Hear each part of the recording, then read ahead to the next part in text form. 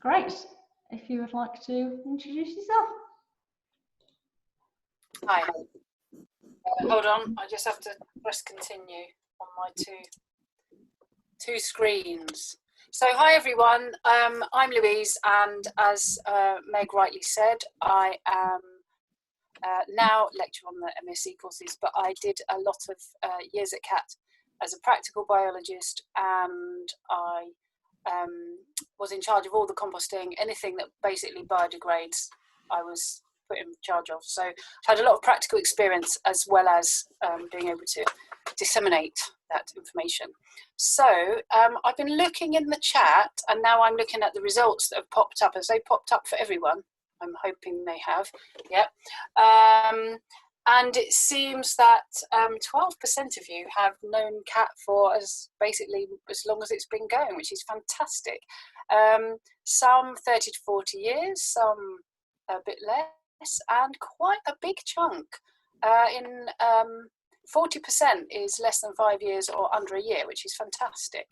We've got a great shout out for all CAT members there, 28%, fantastic. And let me see what other questions there are. Most people are coming for a personal interest, which makes a lot of sense. I'm going to shut this poll now in both screens. So I'm working from two screens, and so you'll see me looking at the camera, and then I'll be looking at my other screen, which has got my PowerPoint on it. So I'm working from a PowerPoint, but actually I'd much rather be with you, teaching you a real course, because compost toilets are very simple to build, but you've just got to know a few little tips. So hopefully I'm going to give you those tips, and if you are still not quite confident enough to do it, you will at least be confident enough to know what you do want and to get someone else to do it, or to come on another course at CAT. We do short courses where you actually learn how to build a compost toilet. So that doesn't appear to be my screen sharing there, Meg. No, so, if you want to share yours, and it'll just appear over the top of this one. Excellent, thank you. Right. There we go. See you later. So hopefully now you'll see my screen in a second. I can see what you can see, and you can't see it yet. There you go. Slightly different view of CAT instead. So I'm going to talk about compost toilets. It's not going forward. How's that not working? There you go. And I can't see everything because the strip is in the way.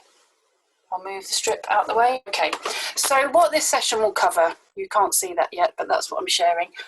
Basically, tips to make the compost toilet that's in your head at the moment, and it's just imagination, but is going to become a real thing soon after this. I really hope I can enthuse you into doing it.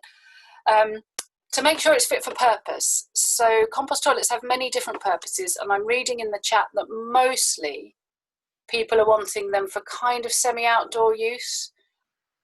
You can put them fully indoors, but it's a whole different kind of level of specification. So I'm going to concentrate mainly on the outdoor use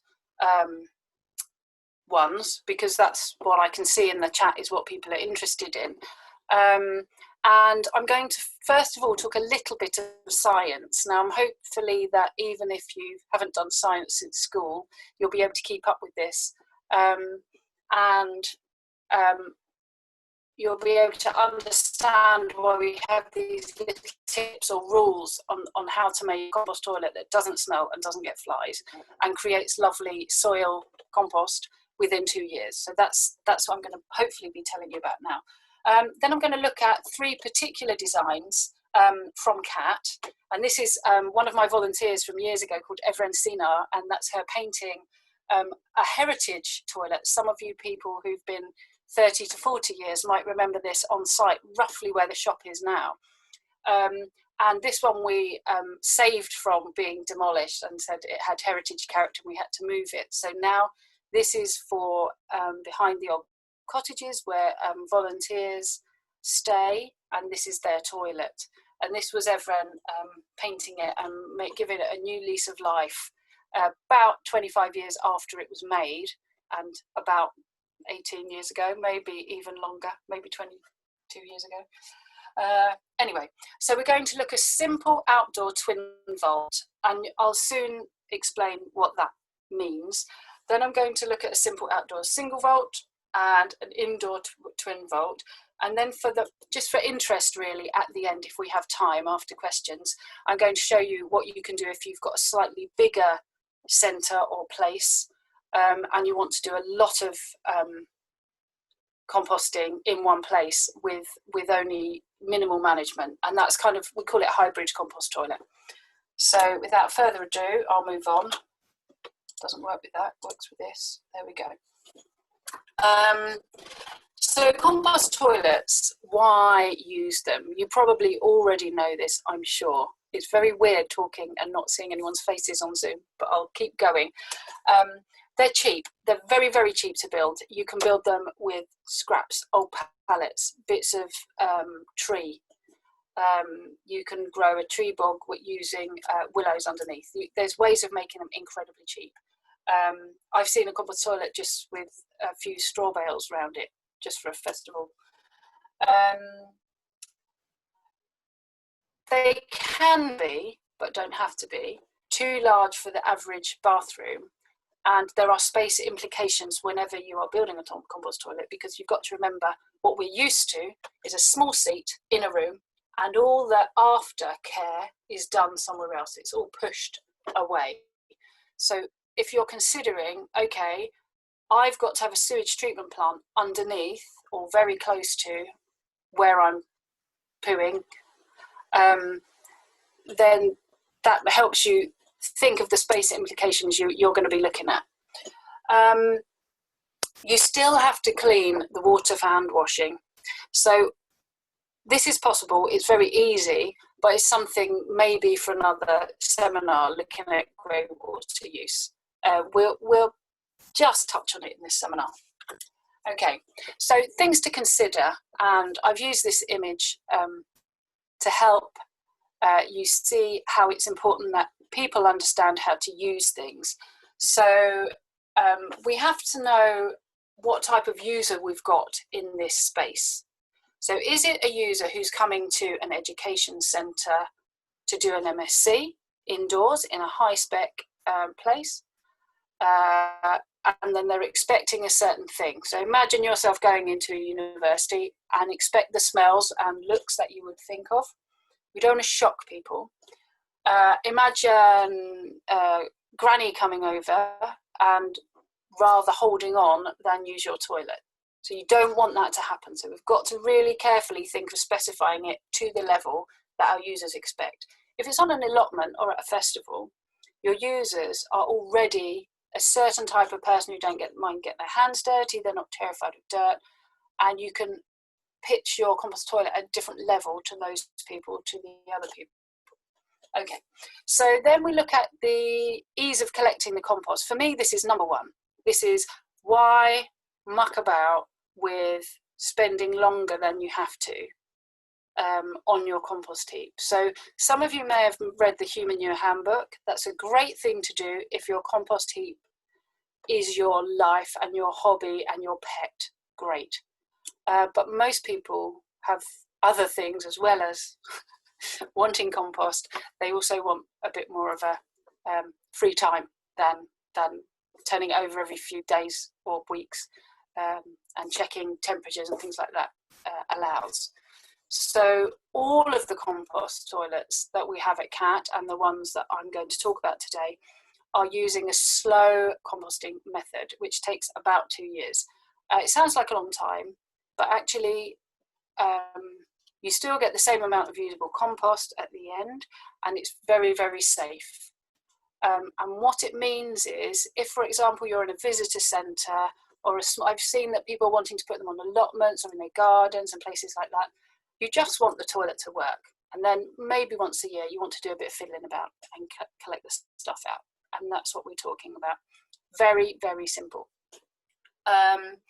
We're going to look a little bit at urine separation. It's not essential, but if you can do it, that's where, if you're after doing a compost toilet for getting the nutrients, that's where your nutrients are, but particularly if you're interested, phosphorus. So there's lots of talk about peak phosphorus happening, and yet there's loads of phosphorus in wee, and wee is several times less dangerous to handle than poo. Poo, you have to imagine, you know, we're all disgusted by poo, and there's a good reason for that. We're taught that it's dangerous from a very young age, and that's the reason we retract from the smell and the look of it. Ugh. That look of disgust has been taught to us. Babies will just happily go in their nappies and eat it as well. Parents might know. But the reason we're disgusted by it is because it's dangerous, and the reason we don't want to touch it for 2 years is because it's dangerous. So if we can do that, that's good. Okay, going on too much about that. Vents and sealing. These are about creating the right airflow to stop nuisances like flies. So if you're at a festival, you're not pleased with flies, but you kind of accept they're a thing.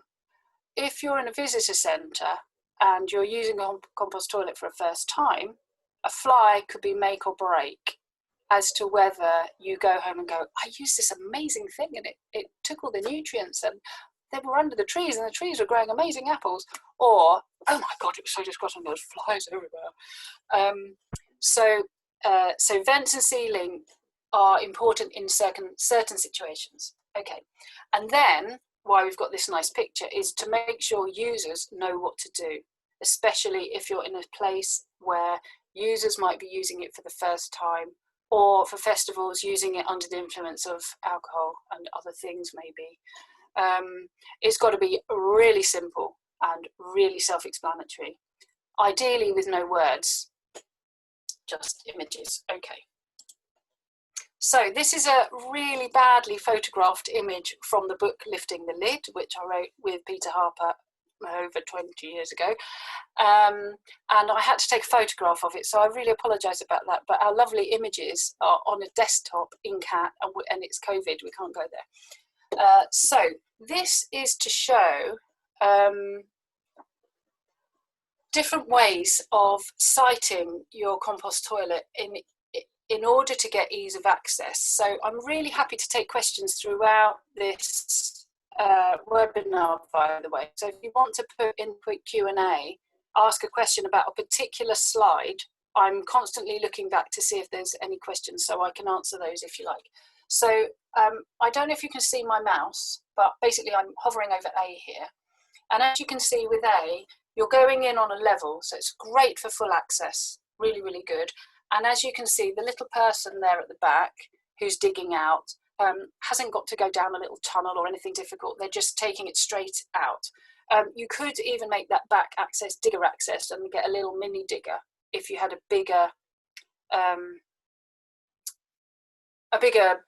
amount of compost toilets, say for a campsite or something like that, and you wanted to have a rank of compost toilets and deal with those. Okay, so B, you have to go up steps, which is very common for festivals. A lot of their compost toilets, you go up steps and have either a really long drop that then gets covered over and the toilets are taken away and the field looks back to normal again, or you have steps and then like a wheelie bin type thing underneath it collects the poo and wee and whatever is in it and takes it away for composting ex situ somewhere else. So then you've got C, which is very similar to A, apart from you're on the flat there. So you have to make sure, in this case, you're not in the water table. You have to make sure it doesn't fill up with water in winter. But if that's okay, then that works too. D is in a cellar. So this is an interesting one because I saw that one of the people in the chat wants to do it in their house. If you do it in the house upstairs, you have to wall off some of the downstairs. So it's very important where you put it so that you can have access from outside ideally. But you are actually losing that much space. So often what people do is they have one like in the E, they have one like E, and they get it out the bottom, and they have the toilet downstairs, because then you're only using the toilet shape on one floor. You're not using that footprint on 2 floors and having a massive loss of space, which most people seem to want more of. So there you go. So that's the upstairs bathroom going in from the cellar, and the other one is going in from the outside, and the other one's going down the steps in a much similar way. So there you go, that's those. I have to give credit for this image to my lovely daughter, who's 13, and she made it for me, and she's even done amazing shaggy ink caps on the top of the poo pile, which is great, and all the little pieces of toilet paper and the worms, if you look carefully, it's lovely. Okay, so this is a little bit about the science. So what you've got is you've got these 5 conditions that have to be optimized. If you're learning compost science, this is what you're always told, but don't worry, there's a really easy way to get around it. But if you've got them in your head, it helps you make troubleshoot if you've got a problem later. You've got to get the carbon to nitrogen ratio right, which means you've got to have the right kind of food for the bugs. So in the same way as that we don't like, well, some of us might, but generally you don't eat a whole block of cheese in a day. You would eat a little bit of cheese and quite a lot of bread. So your cheese is your nitrogen and your proteins, and your carbon is the bread, the carbs. So it's the same for bugs. They need roughly the same ratio. So you need quite a lot of carboniferous material like wood or woody waste or sawdust, and we call this soak. That's just the jargon word for it. And so you have your poo, your loo paper, and your soak, and it sits in top of the heap, and as the heap builds up, you end up with this little poo mountain, which we'll talk about later when we talk about management of a compost toilet. And within that, so the poo and the wee is very wet. So if you add this soak, that will dry it out as well, so that it's doing 2 things at once. And it regulates this moisture to make it not too wet, not too dry. The particle size of your poo is very solid and hard and wet, whereas the particle side of your wood chips or sawdust is quite fine, and there's lots of little holes in it, and that enables the oxygen to roughly flow around. I mean, it's very micro scale. And then temperature. So the kind of optimum temperature of a compost heap is about 55 degrees, which is unattainable for most people unless they go around doing the fussy pet compost heap way. But it doesn't matter, because we're using a different way where the temperature is ambient temperature. It's the temperature of the outside. And we're trying to emulate a forest floor. So if you see a deer that does a poo on the forest floor, gradually little things come along and the leaves fall on it, and then the bugs take it apart, and then it's gone. That's what we're aiming for. So luckily, having a poo or a wee and adding 1 little scoop, a small handful, a scoop, of wood chip or sawdust or other things you might have to hand. There's all sorts of things you can use, but wood and sawdust are the main 2 that most people can get their hands on. That just does this. This just ensures all those 5 conditions are met. So that's great. Thanks, Katie. Oh yeah, and carbon dioxide and water are given off by the compost heap as it goes, and it shrinks down to about half its volume by the time it's finished. Okay, so we've done a bit of the science. Now we're going to look at 3 different loos at Cat. So I'm going to take you on a little tour of 3 different compost toilets at Cat, and then I'm going to invite more questions. Yes, Simon, wood chip and sawdust are from non-treated wood. So usually they're really easy to find. You can buy it, but you can also use straw, chopped straw. Most people who have compost toilets find a source free, if possible. So we're going to look at the pros and cons and why we chose particular compost toilets.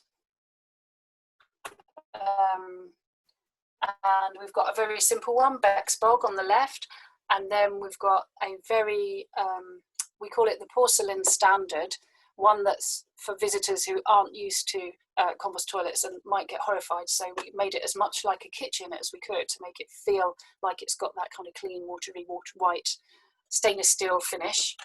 And then a very outdoor rustic one with lots of fresh air flowing about as well.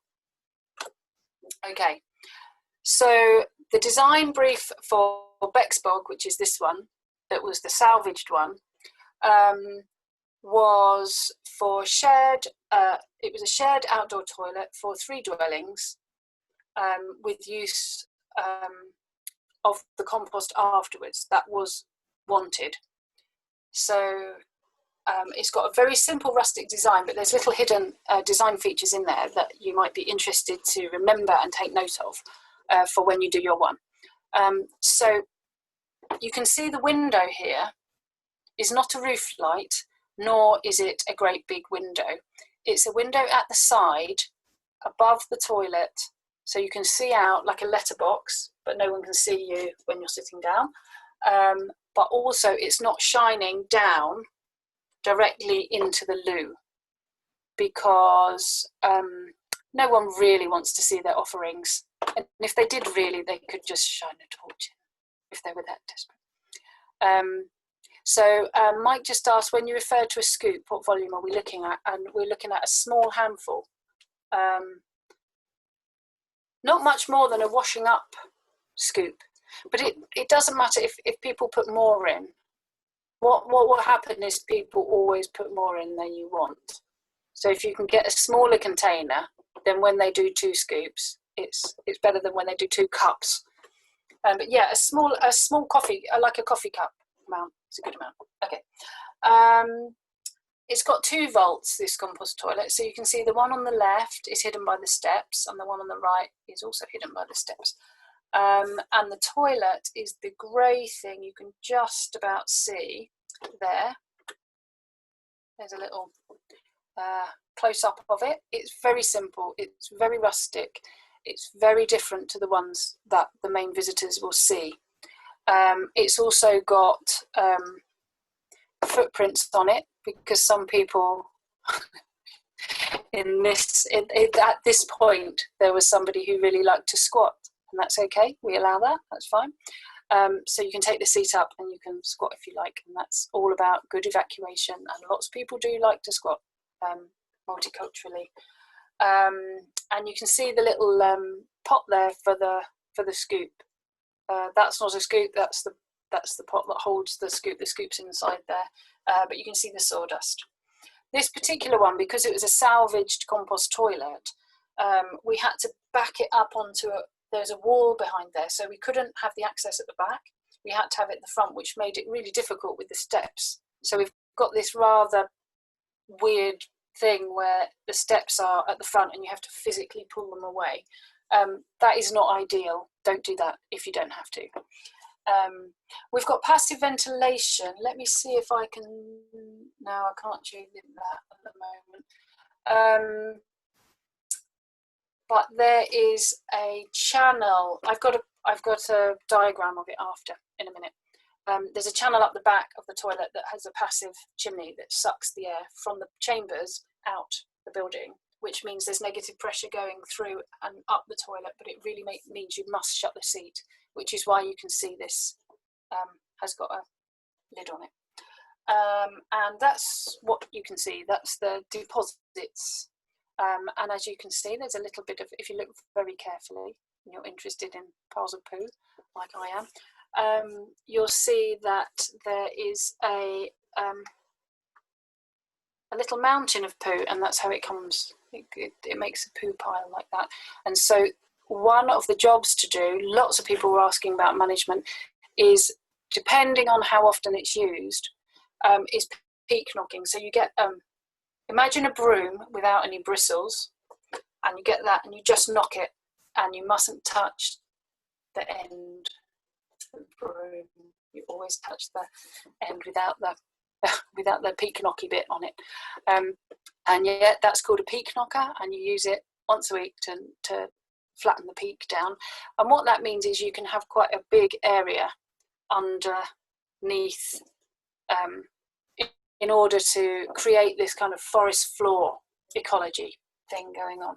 Someone's asking, what's the pecan? A pecan is literally a jerry can or a big plastic container with a funnel in it, and anyone with good aim can use it.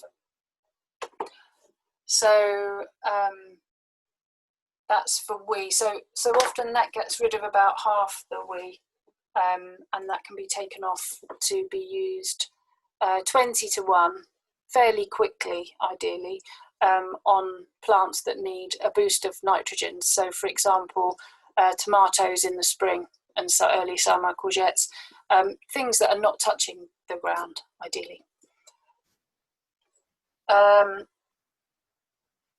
Yeah, this has no water, so the people went back to their houses and washed their hands afterwards. And yeah, so we used one. So this is a plan. Again, this is from the book Lifting the Lid. I did have a quick Google search, and you can still buy it on Amazon, although it's out of print.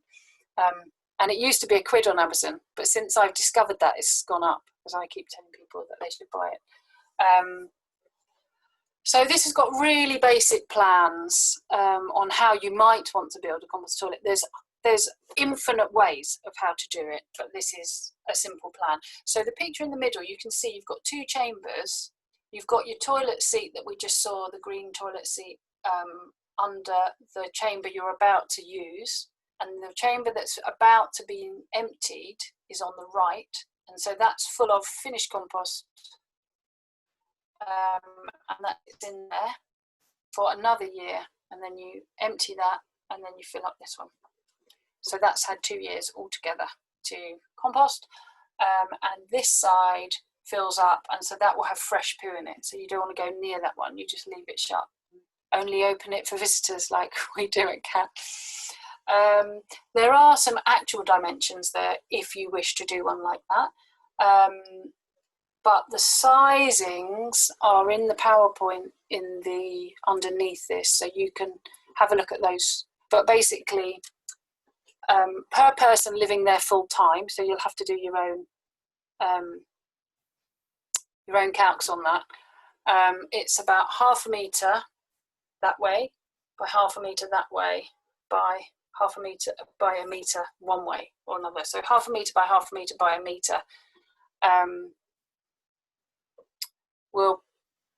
We'll probably do, that's kind of your minimum size, but that would do up to about 4 people for a year. They could use that, as long as you peak knock. So using it for an allotment or somewhere where it's used a lot of the weekends and not during the week, or I don't know, it's locked down at the moment, so it's all different. But you might find that you've got to change your people equivalent to how often you think you're going to have people there. I've had some very interesting questions. Does estrogen from the contraceptive pill have an effect on the compost? Probably yes, but where do you think all the estrogen from contraceptive pills that go in sewage works goes? On the land, or out to sea. So, you know, if we, I'm a firm believer that we have to clear up our own mess, and probably to a degree, having it composted very slowly over 2 years, there will be some biodegradation of those compounds. I haven't done the research on that, but I would imagine there is. Lizzie's asked, is it 2 years from when you start using it or when you switch to the other side? Ideally, it's 2 years from when the newest bit is now 2 years old. So it should be 2 years from when you start using it. Sorry, from when you switch. 2 years from when you switch. But it is possible to use it sooner if you're very careful with what you put it on. But the general consensus is it's really, really mature and finished after 2 years. And the amount of pathogens, disease-causing organisms, are properly, there's literally no risk at all after 2 years. Whereas I think there's probably a little mild risk after a year. I don't know, but 2 years is what everyone says you should leave it. So that's what we say. Okay, so I'll move on from that. And now we're going to look at the toilet that's a bit more luxurious and indoors. And hold on, someone's asking me a question. What species of wood? Don't worry about what species of wood. Softwoods would go quicker, hards would go slower, but they won't do any different. The drains in the diagram, if I go back, they are different types of drain you might decide to use. So one, you have the drain with actual drainage lines in it. We didn't find that worked. And one, you have an actual drain pipe with a bit of a grate on it. So you can see the two different designs at the top left. You can actually just create a slight slope, so it just slopes out the front and you don't have a drain at all, because both of the ones, since this book, both of the ones I've seen, the drain's just completely blocked up and it does that anyway. So if you create a very slight slope on the floor, then it will just come out that bottom one anyway.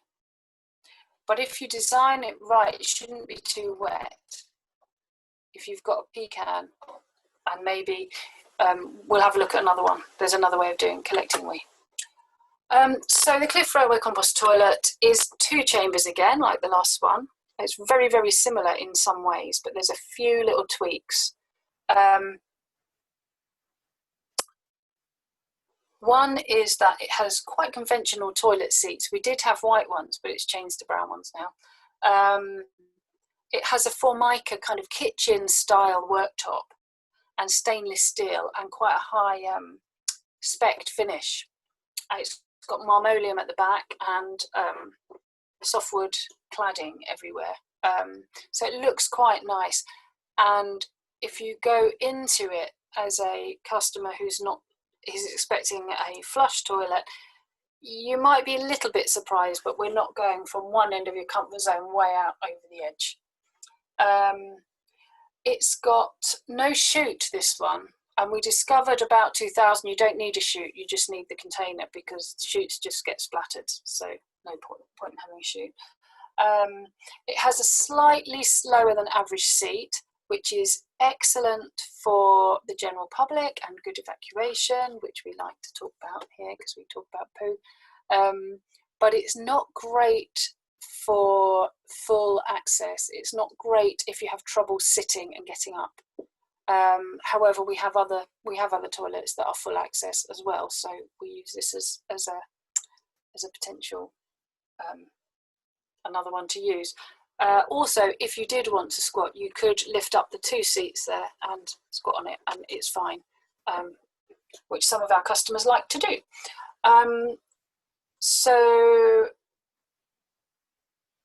The other thing is, you can't see it here, but it's got a slightly raked front.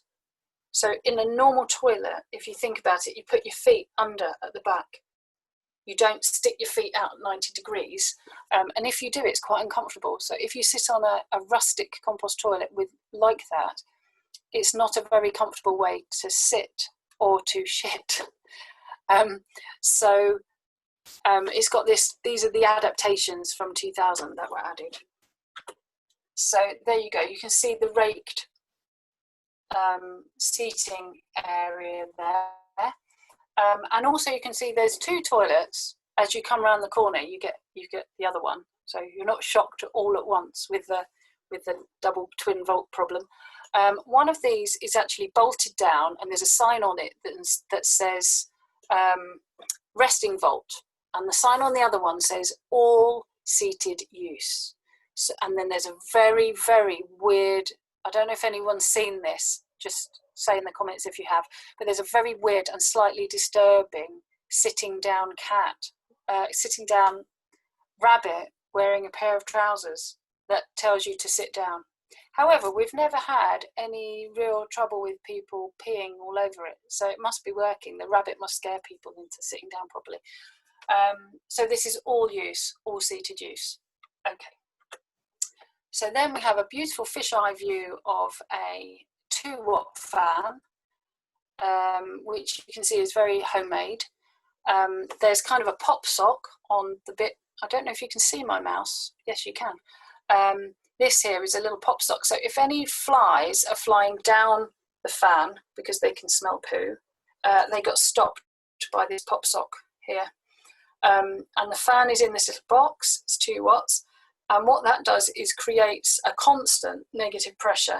So when you sit your bum on the loo seat, it's a bit, no, it's not that strong. It doesn't suck you in, but it does create a little draft, which means that when you open just the lid, you don't get a horrible smell, or even a slight smell of compost, because it's not that horrible a smell, compost. It's just not the sort of smell you'd expect indoors. Okay, so that's the fan. Then we've got urine separation. So in this one, if I go back again, if I opened that seat, this is what you'd see. So we have a way of, everything at CAT is for education. So we open everything and it's possible, but you might not need to do this. So we have like a shaped stainless steel thing.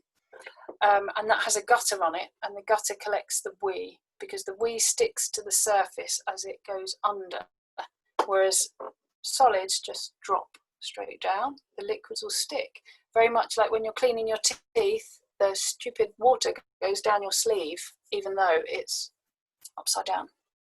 Okay. The next very, very high tech in 1999, I can tell you, was an LED bulb and a micro switch. And we've left it there for heritage purposes, or I say that anyway, in that you press this little switch here as you lift up the seat. It touches this little micro switch here. And what that does is when you're washing your hands, there's a little flashing LED saying, please shut the lid, please shut the lid. So we've never ever, I've never been in there when the lid's up.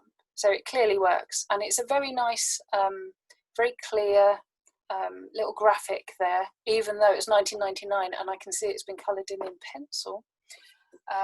It works really well, still there, great. This is the back, and this is a little image, again from lifting the lid, of a really, really clever fly trap that Andy Warren from Nat Sol invented or worked out from looking at other ones. So many people have seen the way that you can have a fly trap if you cut a cola bottle up and turn the funnel upside down so the flies go in but they can't come out. But this is a way of making a hole in that so that the flies within your chamber, your compost chamber, fly out towards the light, i.e. the hole that's made in this case it's in the seat, but we've also got them, as you can see here, on the door of the compost heap. So this is at the back of the compost heap, this is the vault that's in use, and this is a fly trap here, and you get the lid. We'll use this for example. You get the lid and you make a little hole in the middle of the lid for the flies to go through, and then you make 3 drill holes for the screws, and then you screw this lid this way up, and you make a little acetate, so a bit of clear film of some kind that's a bit strong, cone, and chop the very tip of it off, and then you screw your jar back on. The flies fly up through here, and they flow through the little funnel and into the jar, and they can't escape. So that means if you get the odd fly in your compost heap, you won't suddenly end up with 4,000 flies a week later, because they fly out into the sun and then they sadly expire. So this is how not to build a good access for your compost heap. Again, but designed by the biologists, specified by the architects, So it looks gorgeous, but it's really crap to get into. You have to jump down this hole, and then you have to fill a wheelbarrow, and then someone has to hoist the wheelbarrow up, and it's really, just don't follow this example. It's not a good one. Okay, so now we're looking at another compost toilet. This one is really only for people who are really happy managing the sewage, either as by themselves as a single person or as a family, because you will have to deal with you have to come into contact with raw sewage a little bit more often. And it's not raw sewage like what comes out of a sewage pipe. It's much drier and more pleasant in a way. It's more like quite a load of dirty nappies. Why have I got that thought in my head now? But it's not as bad as sewage. So let's distract myself back by pressing the button. Oh, that's a nice picture. So this is, we were aiming for the porcelain standard, but outdoors here.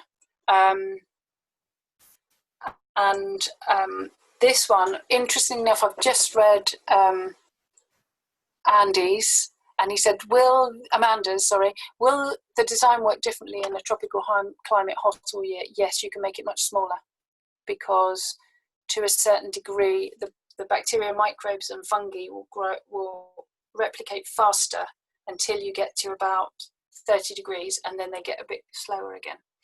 So if you are in Australia, where this compost toilet design was done, they had a really tiny chamber underneath for the whole house, and every day, by the end of the day, the worms had eaten everything. And it also had kitchen waste and water in it. But this one, for this country, had to be like 10 times the size, and we couldn't put any other waste in. Mind you, it's like a visitor centre. It's more busy than the average family of 4. Okay. So we wanted it hygienic, enticing. Also, we have building courses, so we wanted it to be a green building. So it's beautiful. It's green oak, built on a green oak course, infilled with earth and hemp shiv, all natural materials. Beautiful. So I'll ask your question in a minute, Andy.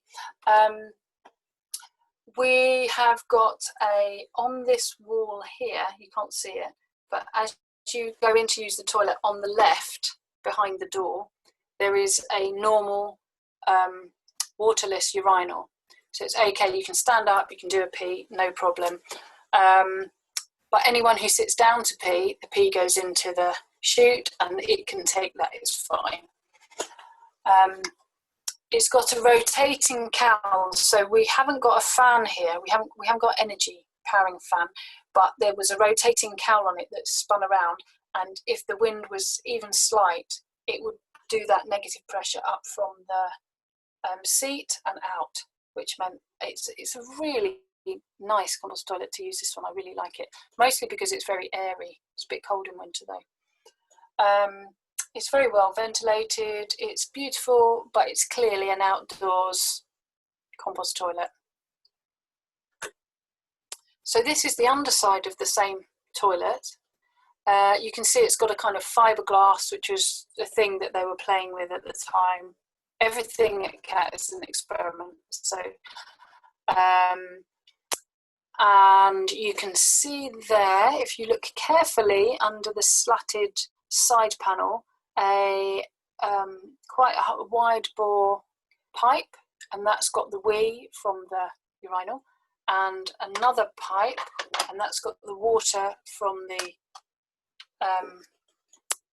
hand washing, because we've got hand washing there, the little blue pipe with the water coming in, and that goes to a little bank of willows, very beautiful, lovely, and they grew so big that they had to disconnect that and put it somewhere else, because they were affecting the visitor experience. They were no longer a nice little privacy shield, but became great big willows, so they were taken down.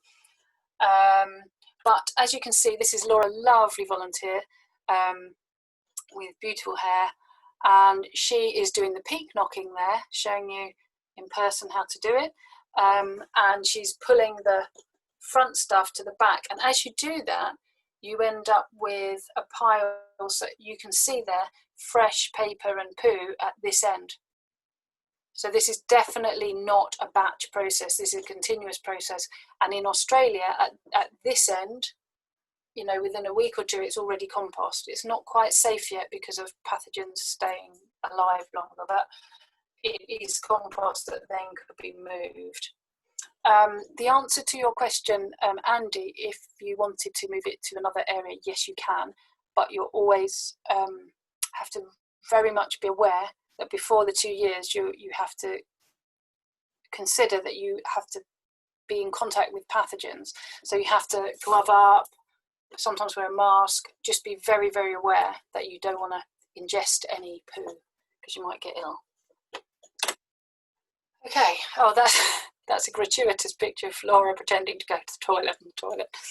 Okay, so I'm just going to finish off here by reminding you about the detail, and then I'm going to open for questions for 15 minutes. I hope that's okay. So we're looking at, do you decide on twin vault or single vault? Usually the single vault is only for professional use, but it uses less space. Twin vault is the double one. It's really simple. It's foolproof. Sizing, I've talked about sizing. Soak, we know about soak now. It's the carboniferous sawdust or something like it. Straw, you can use chopped straw, hemp shiv, anything like that. How to keep it clean and peat knock and make it look nice. We've looked at ventilation and sealing, and we've looked at how to stop flies. We've looked a bit about urine separation and about how important it is to keep the lid closed. Right, I forgot, I've got time just to go over this hybrid system. Is anyone interested in the hybrid system, or would you like to ask questions now? We haven't got any questions in the panel just at the moment, so feel free to add those, everyone, but I think that means that we've got a bit of time to go through the hybrid system. And we're hybrid system, please. One is enough. I'm going to go for it. Thank you. So we have, most of you said you visited CAT. So if you visited CAT, imagine you're going up the Cliff Railway. When you get to the top, you turn right and you use one of the flush toilets, not the compost toilet. So those flush toilets are actually compost toilets. So clever. So how it works. There is a thing called an aquatron, which is drawn here in side view, but I'll show you a proper one in a minute. And it's a way of using a very small amount of water. We're using 1 litre for a wee and about 3 to 4 litres for a poo. Bearing in mind most people who use visitor centres only go for a wee and a little bit and use a bit of paper. So this allows for nutrient recovery, but you don't need this full-on sewage treatment system for it. And it kind of meets this porcelain standard. So when you're visiting CAT for the first time and you get the option of a compost toilet and you say, oh no, I want to go to the flush one, you still manage to use a compost toilet. So it's quite clever, and it's really useful in places like CAT where you've got a bank of maybe 3 or 4 or 5 or 6 or 10 toilets that are in quite constant use, because you only have the one treatment plant for 10 toilets. Whereas if you think of, if you're having 10 compost toilets, you've got 10 dual chambers to change. So there is less work in this, and this is why it's really useful for a CAT. We also have our own water supply and loads of it, so that's another good reason. So it looks just like a normal toilet. Hopefully you'll see that in a second. You use it like a normal toilet, but outside is a different thing. So there is some interpretation at the top of the railway,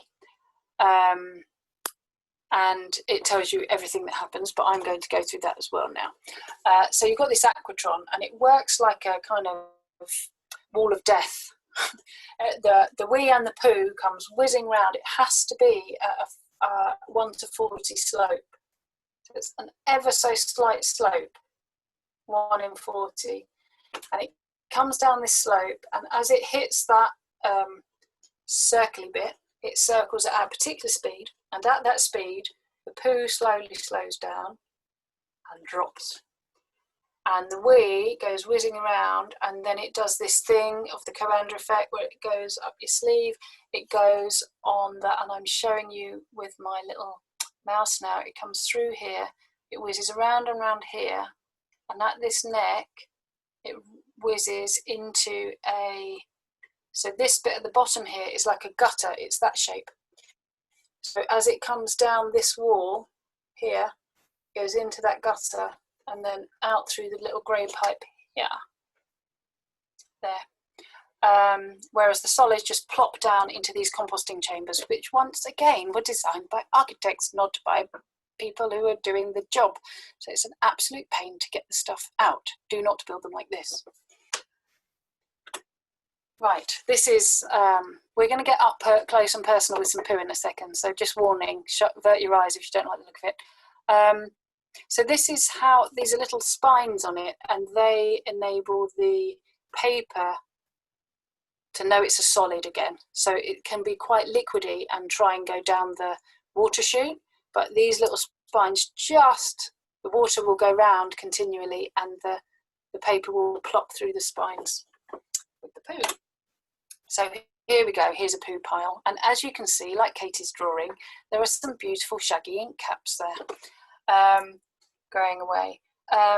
You can see the little poo pile that needs peak knocking, and you can see it's quite a big chamber. This was built for when we were getting 1,000 visitors, physical visitors, a day at CAT. So the chamber's quite big, so it never gets truly full, and we're really easily able to do the 2-year thing. What else can I tell you about this? Sweet corn gets always in sewage. You can see some pieces in there. Okay, I'm going to look at some questions now. Does building control understand recognised compost toilets? Do they meet building regs? When you look at building regs, they tell you what they can't do. I think they do, but I haven't looked up building regs and compost toilets in a lot of years, so I can't tell you the answer to that. If you're building one outside, you're fine. Because it's such a small amount and you're doing it. I have permission from a farmer to start a small campsite on one of his fields. It's 500 metres from running water and toilets. I want to build a compost toilet. Are there any problems with local authorities? Do I need permission? I'd have to look that up. I can send an email out about that. I haven't built one for anyone for a long time. I don't think there is any problems with it, but I think that's something I'd need to look up. Sorry, Simon. Mandy's saying, I'm thinking of storing the poo in a council recycling bin for 2 years. Will it be okay? There's a picture I nearly put in, but it was in black and white and a photograph from a book. And I used to design these things for people, and we did one for a house locally where it was in an upstairs toilet, so they actually did use an aquatron above a wheelie bin. And in festivals, they often use an actual wheelie bin underneath, because then it just fills up to the right amount and it can be taken away relatively easy. I would say if you use a wheelie bin, 2 things. One is make sure it's got drilled holes in the bottom that solids can't get out, but liquids can. And be on well-drained soil, like gravel or something underneath. But the other thing I would say with it is be aware how heavy a wheelie bin full of shit can be, and also how difficult it is to wheel a full wheelie bin full of shit anywhere. It's really, really hard. Especially if it's off-road. Wheelie bins are designed for pavement, so just be aware of that. Design some little rubber wheels that go off-road. With the lids, with the lid on, wheelie bins aren't the right size and shape really for good slow composting, because you want something wide and with the waste building up slowly like a forest floor. Whereas what you're doing in a wheelie bin is you're wedging it in a very short, thin space, and you're having new stuff piled on top quite quick. So if it was for a small dwelling or occasional use, I think it'll be fine. But if you put the lid on, you'll get anaerobic digestion. And we emptied some, they weren't wheelie bins, but they were the equivalent olden days thing of a wheelie bin.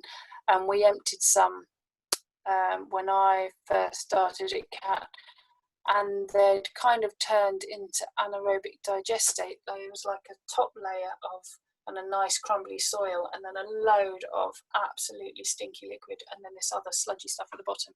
So you might have trouble with that unless you make these holes in the bottom. But also you might want to get the wheelie bin and tip it somewhere else so that it can do this slow composting over a bigger area. Problems with rodents? Yes, problems with rodents always. You have to always imagine you're going to get rodents. So things like glass in the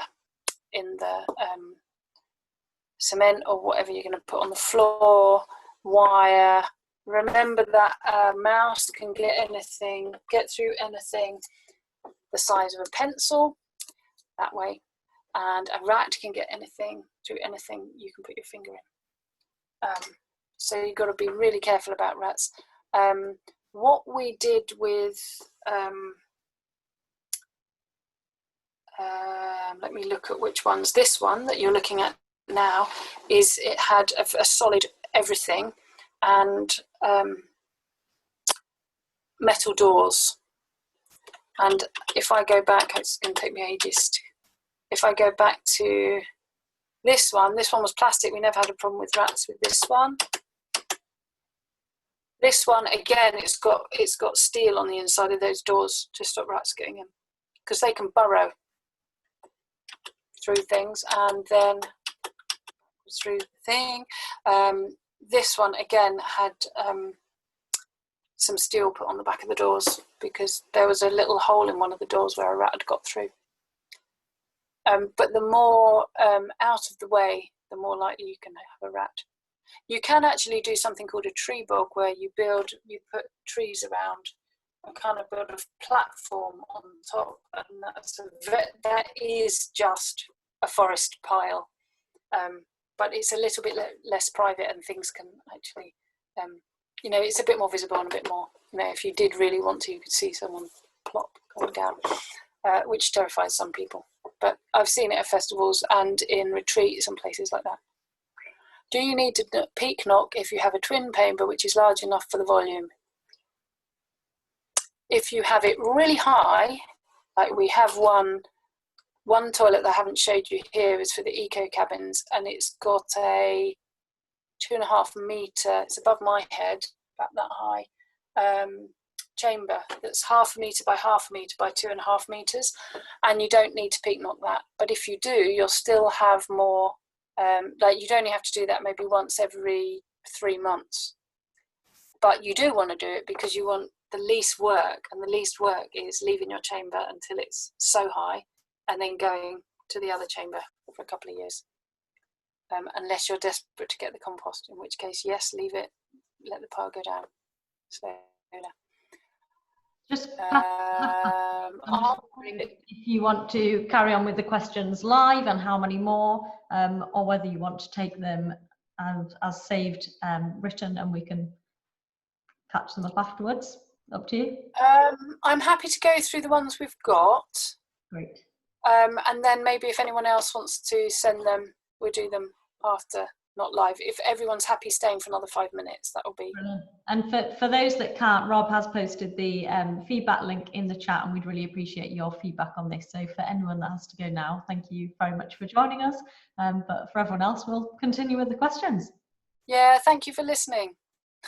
Thank you for staying. Are the liquids a bit dodgy? No, because basically they are. So when you first put your soak in, you put a good layer of soak, and what happens is the diarrhea won't get out at all. it will stay in. It won't go through the soak, because dry wood chips can take up a lot of liquid. I don't understand the recycling bin question. When the compost is ready for use, would you still use on the soil for growing root veg, for example, or would you avoid this? Always avoid this. I think I did write it, but I didn't say it specifically. Whiz through the thing here.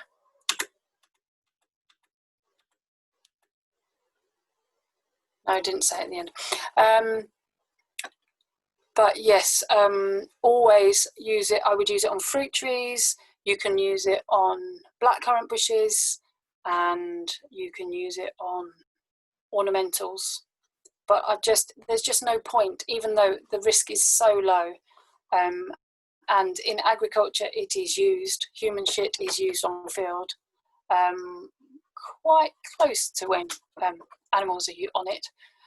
And when you grow things on it, but it's best not to. It's just good practice not to, especially if you are someone with land and you're composting. You will have other compost streams that you can use for that, and they're good for that. You haven't said much about why to separate the pea and how to deal with it in, say, an allotment. So with an allotment, if you had a urinal for the pea, you could then put that straight out into a channel that is to trees, or straight to some apple trees or something, for example, and that would be great. If you collect it in a pea can, if it's used quite quickly, you can then dilute it 1:20 and pour it on any nitrogen hungry plants.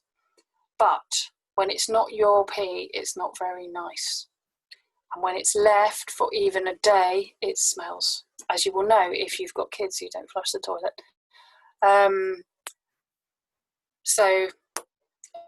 Yeah, it's up to you, but it's something you can do. Again, all of this information, I think there might even be a tip sheet on it at Catstill, but there's definitely this book, Lifting the Lid, and loads more stuff on pea is in there.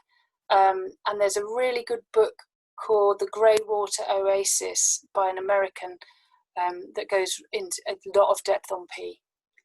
Have you seen a weighted poo flap? Yes, I have. They're in Portaloos. The poo, yeah, it's the weighted poo trap. The idea of the weighted poo trap is that the poo lands on it and then it drops and then it's all beautiful again. But what happens is not everyone does beautiful, clean vegetable poos. Some of them are really gross and sticky and yucky, and they get all over the poo flap, and then the poo flap has someone else's poo on it, so it's better not to have a flap at all and just have a dark hole, in my opinion. The other problem with the weighted poo flap, as you will know if you've been to a festival, is the poo flap gets stuck in the poo and then it starts coming out the lid, which is even grosser. If you're separating the pea, do you need to be able to clean any pipe work that you're using for that? Don't quite understand that question, I'm afraid. If you want to rephrase it, that would be good. I'm drinking nice cloudy German Weiss beer whilst we were talking about urine. It's about the right colour there. That's slightly dehydrated urine, that colour. You want a fine, crisp Pinot Grigio is what you're aiming for with your urine colour. I could talk about wee and poo all day and what you should look like if you're healthy, but you may not want to go there. I'm not sure whether you've already answered this. We have a small community homestead, a shed ready to use, but without a deep recess underneath. What would be best set up? So for you, Lorna, about slide 6, I had the picture of all the different examples of where you'd have it, and you'd probably have either going up steps if that's possible, or up a ramp to use your shed. And what that might do is give you less head space, which will make people sit down, which will mean you won't get peeing on the seat, which is a big problem in compost toilets, which is also what I meant to say to Richard as well, who asked that question about pee. Yeah, it's if you go to a compost toilet and there's pee on the seat, because it's not made of ceramic, it's not designed to just kind of flow away and you can't really see it. It's really there in your face and it's a puddle and it puts you off completely. Right. Okay, I think that's all the questions. Thank you so much. It's really weird not to see anyone.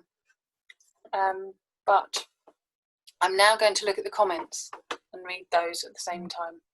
Okay. Brilliant.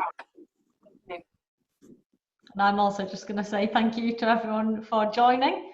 And that once we have kind of wrapped up and we close the webinar, you will be redirected to the website for some feedback. And also on there is loads of good information. So on the free information pages, and as Louise has mentioned, we've got the compost toilet courses that we run at CAT, which is a lot more theory as well. We've got them in 2021 and a couple of dates for the end of this year, hopefully. So yes, hope you've enjoyed the session. And please give us coming in. Yeah, sorry. No. Please give us feedback, because we actually really like feedback, because we're not here to you know, to just spout off our own stuff. We really want to know what you want to know about, and if there's an area that I didn't cover and you'd really like to know about, let people know, or if it was too fast or too slow, anything like that. We do like to know, and we don't get offended easily. Don't say she was really ugly though, that will upset me. Okay, Brilliant. All right, thank you, Louise, as well. cheers. Thank you, everyone. Have a good evening. Thanks.